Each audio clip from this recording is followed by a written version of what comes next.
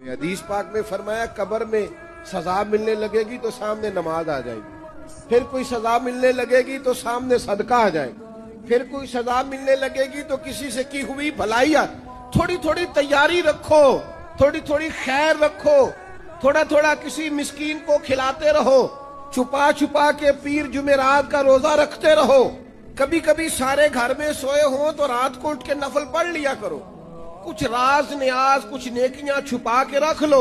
وہ بڑا کریم ہے، یہ جو چھپی ہوئی نیکیاں ہوتی ہیں ان پر بڑا ہی فضل فرماتا ہے، وہ بڑی مزیدار کام آ جائیں گی، ان کا بڑا نتیجہ نکلے گا، صبح قیامت بڑا اعزاز ملے گا، اللہ کے حضور پذیرائی ہے ان نیکیوں کی۔ اپنی آخرت کے لیے ان نیکیوں کو تیار کر کے رکھیں، اپنی بھی تیاری کرنی ہے، لیکن جو اپنے چلے جائیں نا ان کو بھولنا نہیں، وہ جو قبروں میں چلے گئے وہ ہمارے اپنے ہیں۔ کچھ قبریں نا بڑی شکایت کرتی ہیں، قبرستان جائیں تو قبریں شکایت کرتی ہیں کہ زمانہ گزر گیا ہے کوئی آیا نہیں۔ اپنے گاؤں میں اگر قبرستان کسی گاؤں میں ہے تو وہاں بھی فون کرو، بارشوں کے بعد ضرورت ہوتی ہے قبروں کا پتہ لینے، تھوڑی تھوڑی توجہ، جانے والوں کی قبروں پر جانا، ان کے لیے دعائے مغفرت کرنا۔ یہ ذرا حدیث پاک کی گہرائی دیکھنا کتنی ہے۔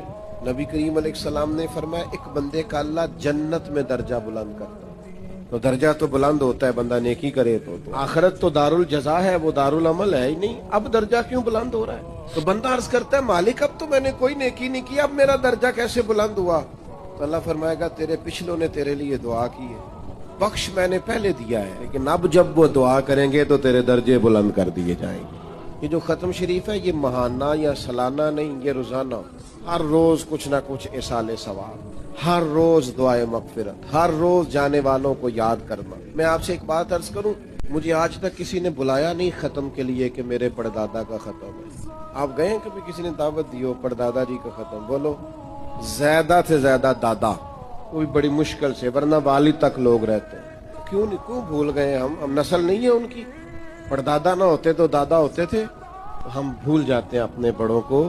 اپنی نسلوں کو یاد رکھیں، ان کے لیے دعائیں بخشش کریں، ان کا خیال کریں، خاص طور پر اصال ثواب کا اہتمام گاہے گاہے کریں، یہ بڑا ضروری ہے۔ اور قریبی جب دعا مانگتے ہیں نا، جب بھائی دعا مانگتا ہے تو ذرا درد سے مانگتا ہے، بیٹا دعا مانگتا ہے تو ذرا درد سے مانگتا ہے، جب اپنے کوئی دعا مانگتے ہیں تو پھر ان کی دعاؤں کا انداز کچھ اور طرح کا ہوتا ہے۔ ایک تو اپنی آخرت کی تیاری کریں، ایک جو گزر گئے ان کو بھی بھلائے نہیں، ان کے لیے بھی تیاری رکھیں۔